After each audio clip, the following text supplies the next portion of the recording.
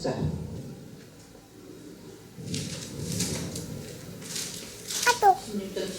예, 같이 봉독하겠습니다.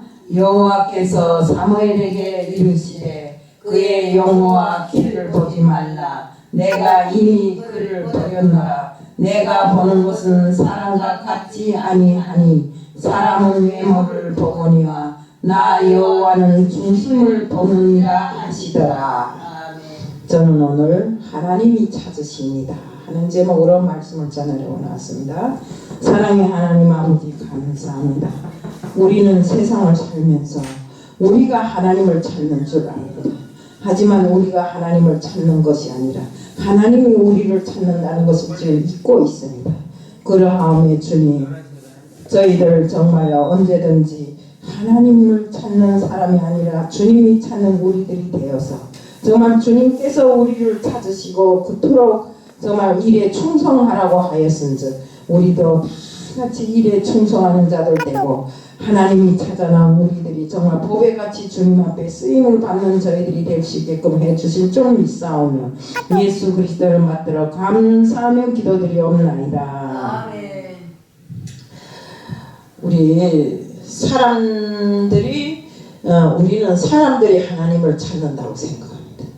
하지만 절대로 아닙니다. 하나님이 우리를 찾으십니다. 성경에 딱 그렇게 돼 있잖아요. 대부분 사람들이 내가 하나님을 찾는다고 생각하는데 성경에 딱 그렇게 돼 있어요. 성경에는 하나님이 사람을 찾으신다고. 시편 14편 1절에 보면 어리석은 자는 그의 마음에 하나님이 없다고 한답니다. 하나님께서는요, 또한 요한복음 15장 16절에 너희가 나를 택한 것이 아니요 내가 너희를 택하여 세웠나니, 또 에베소서 1장 4절에 또 보면 창세전에 그리스도 안에 너희를 택하사라고 하셨고, 하나님께서 이사야 43편 1절에는 내가 너를 구속하였고 내가 너를 지명하여 불렀나니 너는 내 것이라고 하십니다.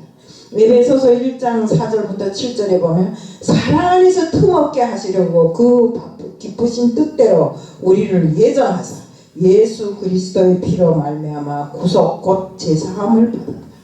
그 기쁜 뜻의 비밀은 무엇입니까? 에베소서 1장 9절에 보면 그 기쁘심을 따라 그리스도 안에 때가 찬 경륜을 위하여 예정하셨다고 합니다.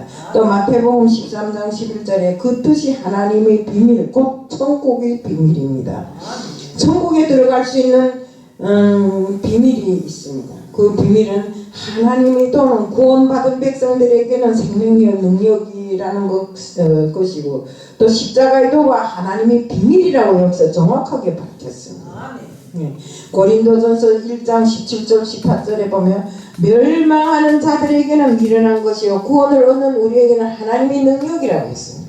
십자가의 도가 하나님의 지혜요 복음인 것입니다.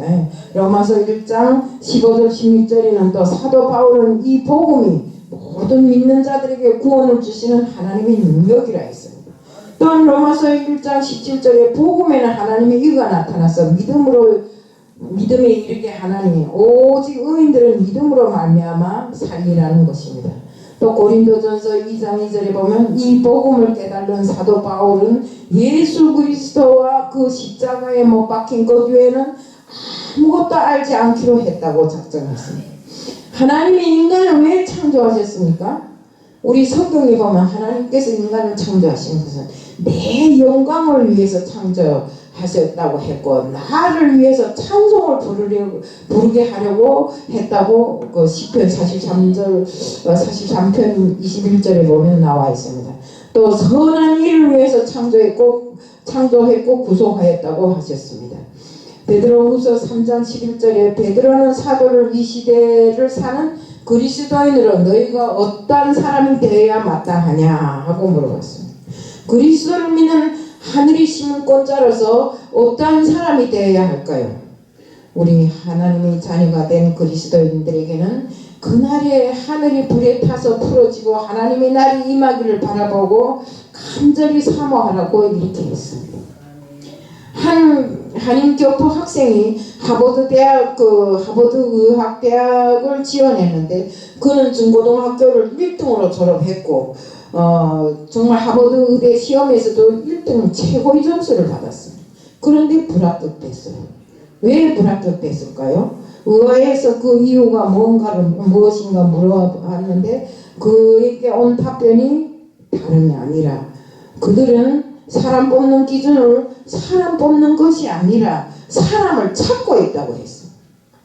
인류와 국가를 위해서 헌신할 사람을 찾는데 공부는 잘하고 모든 걸 다 잘했을지라도 그는 나라와 민족을 위해서 또 이웃을 위해서 헌신 한번 해본 적 없고 헌혈 한번 해본 적 없다고. 봉사와 정신이 없는 그를 뽑을 수 없고 불합격 주었다고 이렇게 말했습니다.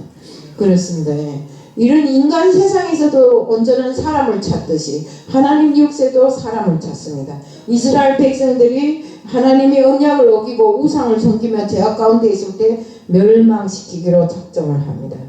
북이스라엘이 아수르에게 망했고 남유다는 바빌론에 의해서 망해버렸습니다.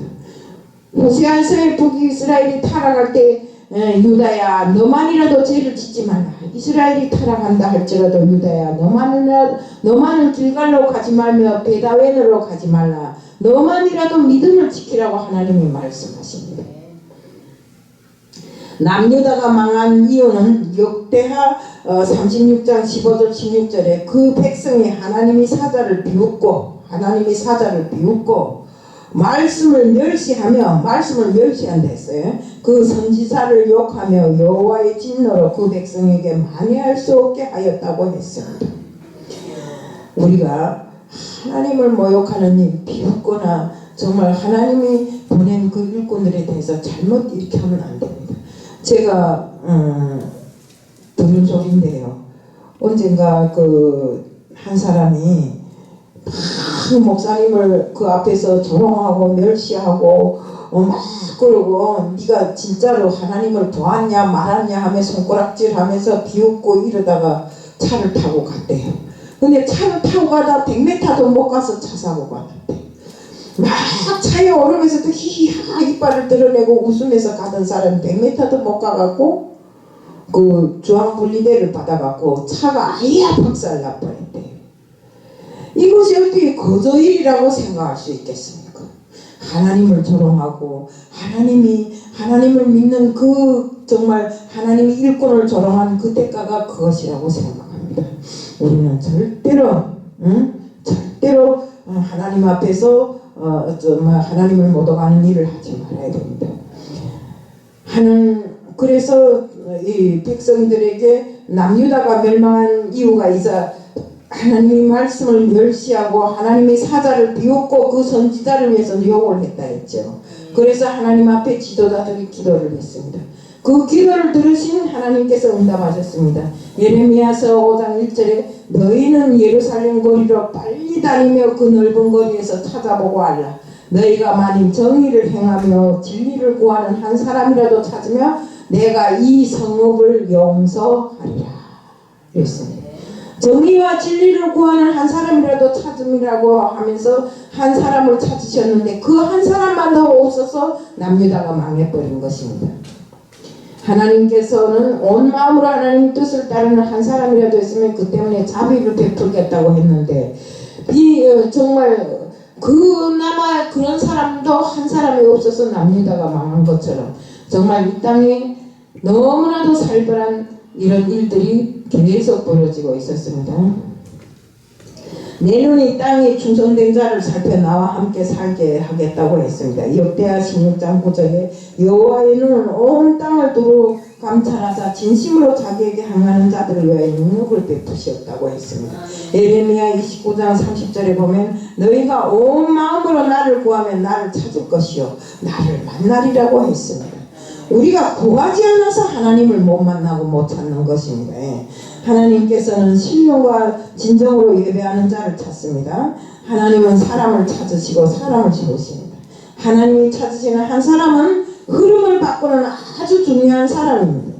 운동 경기에서도 흐름을 바꾸는 조커처럼 한 사람은 통해서 세상을 움직이게 하십니다. 한 사람이 믿음이 바로 설 때 세상이 바뀐다고 했습니다. 거덕기 산골에서 링컨이 탄생하는 순간 어떻습니까? 미국의 역사는 바뀌고 있었습니다. 흑인이 해방되고 노예제도가 폐지되고 때는 기운이 싹 트기 시작했습니다.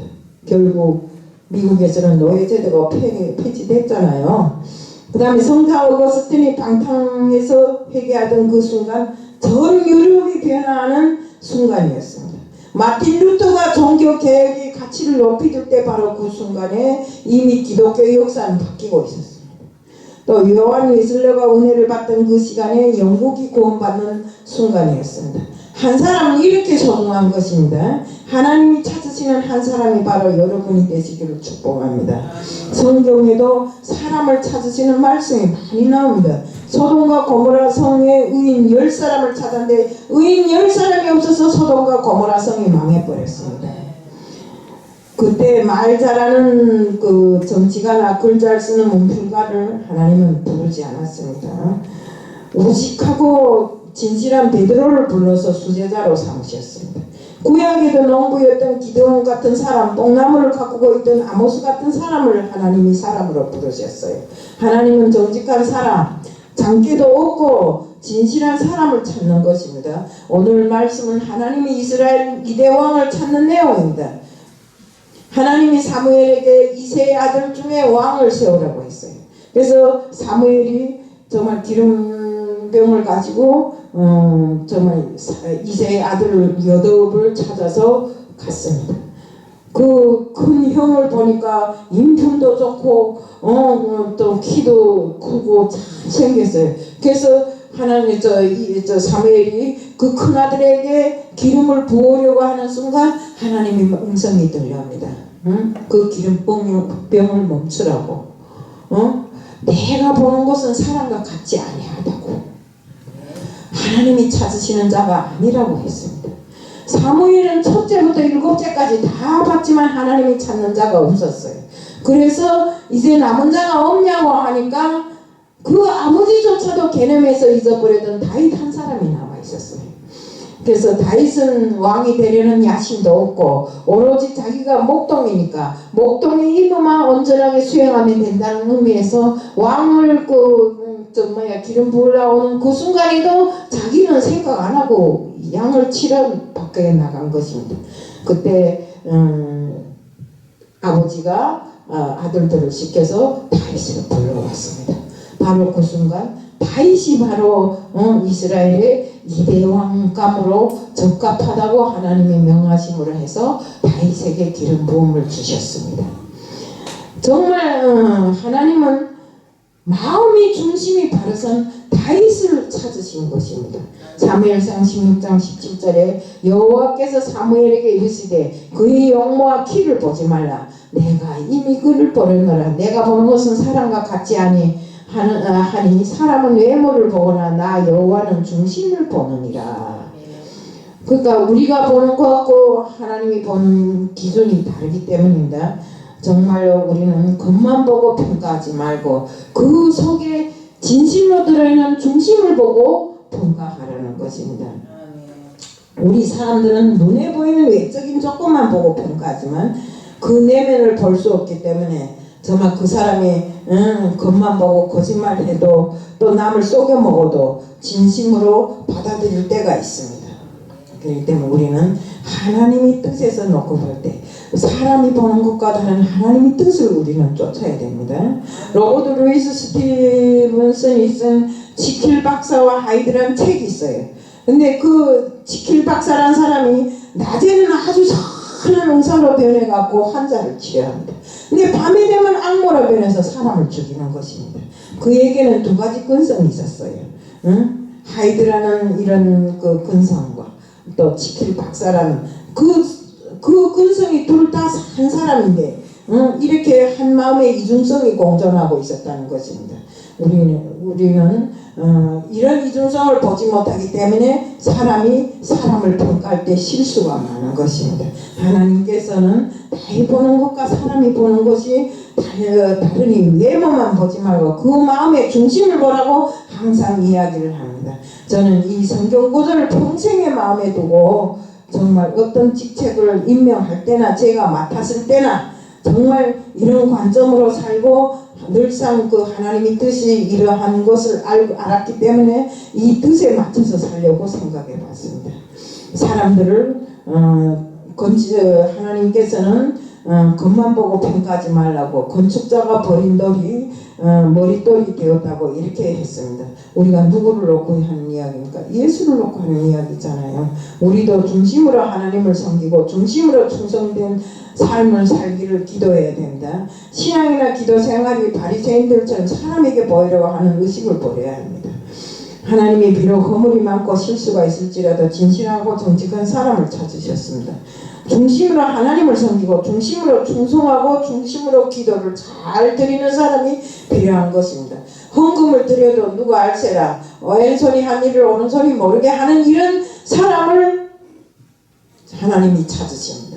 또 이웃을 섬겨도 많이 보게 막 이렇게 섬기지 말고 이제처럼 누구도 모르게 정말 내 마음에 우러나와서 이렇게 할 수 있는 이런 사람을 찾는데 이것이 바로 하나님의 성도가 사는 방법이라고 했어요.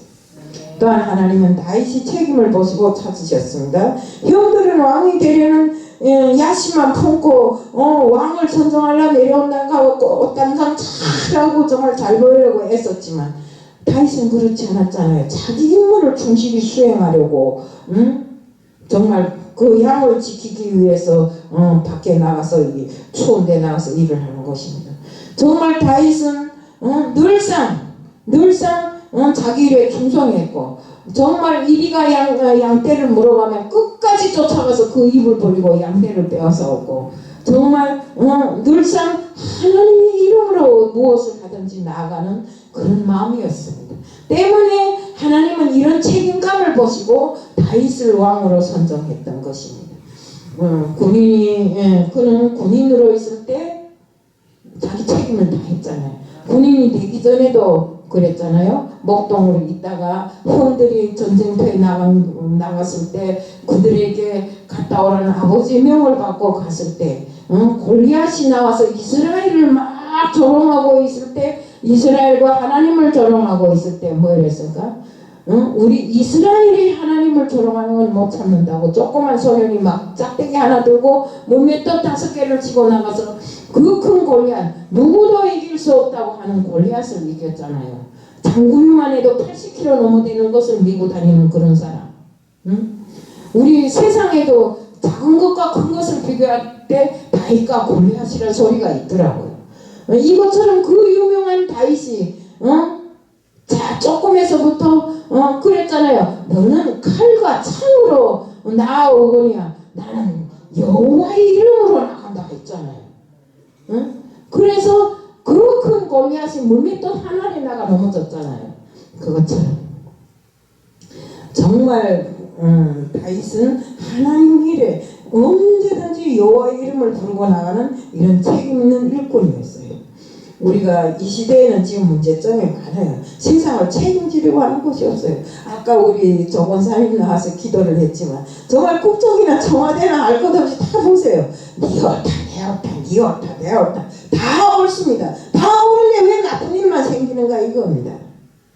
이런 것을 놓고 봤을 때 우리는 무엇이든지 어떤 일이든지 책임을 질 줄 아는 사람이 있어야 된다 이겁니다.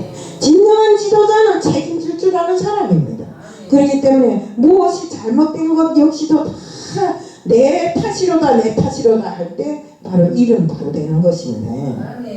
우리가 정말 어떤 왕자 한 사람이 사냥을 나가다 길을 잃었어요. 그래서 막 길을 가는데 목동 한 사람이 양무리를 끌고 가요. 그러니까 그 목동을 부르고 나한테 길을 안내하라. 내가 아무데 왕자니까 나를 길을 안내하라니까 못합니다. 내가 돈을 몇 배를 주겠다고 합니다. 그래도 못합니다. 왜 못하는가? 쏴서 너 죽이겠다 하는데도 나 못합니다. 내가 오늘 하루 임무는 이 양을 먹이는 일을 맡았기 때문에 나는 이 책임에서 벗어날 수 없습니다. 그러면 나를 죽이기보다 내가 내려가는 길을 잘 알려드릴 테니 왕자님 제가 가르쳐주는 대로 내려가세요 하니까 왕자가 들어보니까 그 말이 맞거든요. 그래서 총을 거두고 가르쳐준 대로 갔다고 합니다. 그 후에 훗날에 그 왕자가 왕이 되었어요. 근데 그 목동을 찾았어요. 그 목동을 찾아가서 재상으로 발탁했습니다. 그가 유명한 영국의 존 제임스라는 사람입니다. 성경 역대상 11장 15절부터 19절에 보면 감동을 주는 세 용사들이 나옵니다. 블리셋과 전쟁 중에 다윗이 목이 말랐어요. 그런데 그 우물이 어디에 있는가? 블리셋 쪽에 있었어요. 근데 정말 이 우물을 기록해서 그들은 목숨을 걸고 세 용사가 물을 길어왔어요. 이것을 안 다윗은 그 물을 하나님 제단에 부었어요. 정말로 자기 생명을 아끼지 않고 바친 그들이야말로 충성한 정말 충신들이라고 생각하면서 그는 이런 충신들이야말로 정말 참된 지도자들이라고 하면서 그들이 길어온 물을 하나님 제단에 붓고 기도했던 것입니다.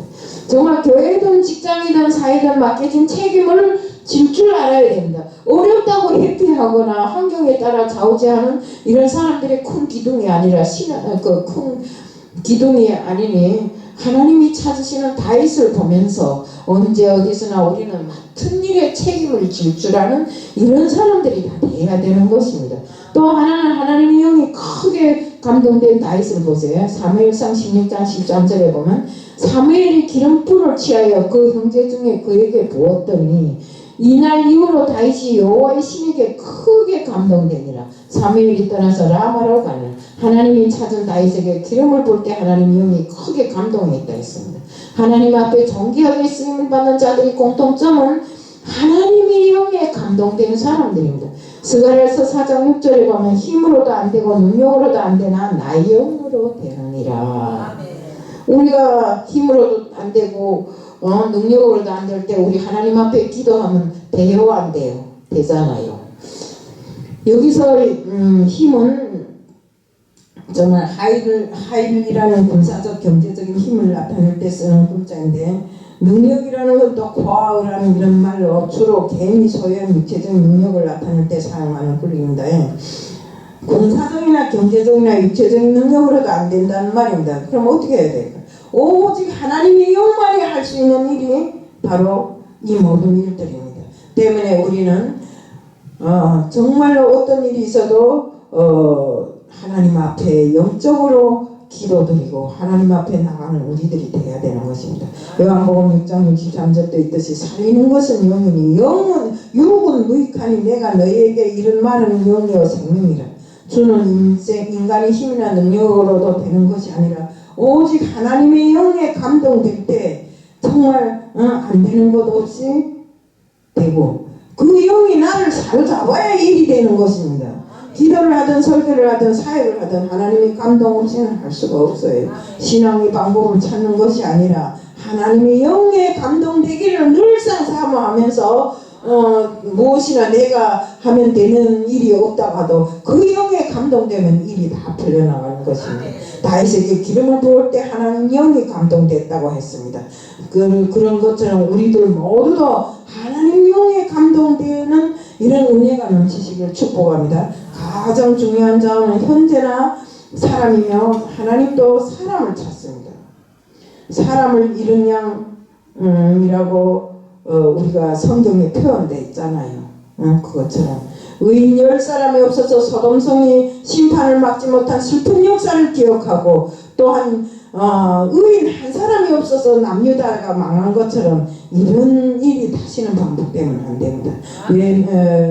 예레미야서 5장 1절에 보면 하나님은 예루살렘 성 안에 공의를 행하며 진리를 구하며 한 사람 한 사람만 있어도 지켜주겠다고 했습니다. 한 사람 아담으로 말미암아 죄가 이 세상에 들어왔으며 또 한 사람 예수님이 순종하심으로 인해서 많은 사람들이 의인이 되는 것처럼 우리도 예루살렘이 망할 때 당할 때 하나님이 원하시는 단 한 사람이 없었다고 했습니다. 때문에 우리는 하나님이 원하는 한 사람으로 되기 위해서 정말 우리가 외모가 출중한 것이 중요한 것이 아니라 우리는 다윗처럼 비록 볼모양 없고 얼굴이 빨간 어린 사람이지만 하나님의 합당한 사람이라고 지적했을 때 그 하나님 영이 감동한 것처럼 우리도 다윗처럼 이런 사람이 돼야 됩니다. 항상 책임성이 강하고 하나님 영에 감동되어서 어떤 일이 있어도 정말 하나님이 사람으로서 정말 하나님 앞에 바로 선 사람, 하나님 앞에 기도하고 간구하는 사람, 이런 사람이 돼야 되는 것입니다. 또 중심이 바로 선 사람, 응? 자기 맡은 일을 책임적으로 다 하려는 책임성이 강한 사람, 이런 사람이 바로 하나님 영에 감동되기 이런 쉬운 사람들입니다. 때문에 우리는 오늘도 정말 우리를 붙잡아 주시는 하나님을 바라보면서 정말로 우리들 모두가 하나님 영에 감동되는 자들로서 하나님 앞에 늘상 기도하고 하나님 앞에 구하고 간구하는 이런 사람들로서 정말 자기 책임을 다하며 늘상 하나님의 영으로 내 마음을 채우고 내 마음의 중심이 항상 바로 선 이런 사람이 되자는 것을 말씀드리면서 오늘 말씀을 마칩니다. 사랑의 하나님 아버지 감사합니다. 하나님 영이 우리를 감동시키는 사람이 될 수 있게끔 주님 역사하여 주시옵소서. 저희들이 아직은 모르고 몰라서 정말 하고 싶은 일도 제대로 못할 때가 있습니다. 주님 바로잡아 주시고 늘상 저희들이 정말 진실하고 어디에 가서도 거짓을 모르는 사람들이 되고 눈 뜨고 정말 일을 해도 항상 하나님만 생각하는 저희들이 될 수 있게끔 하게 하여 주시옵소서. 이 시간도 주님 앞에 맡겨며 예수 그리스도를 받들어 감사하며 기도드리옵나이다.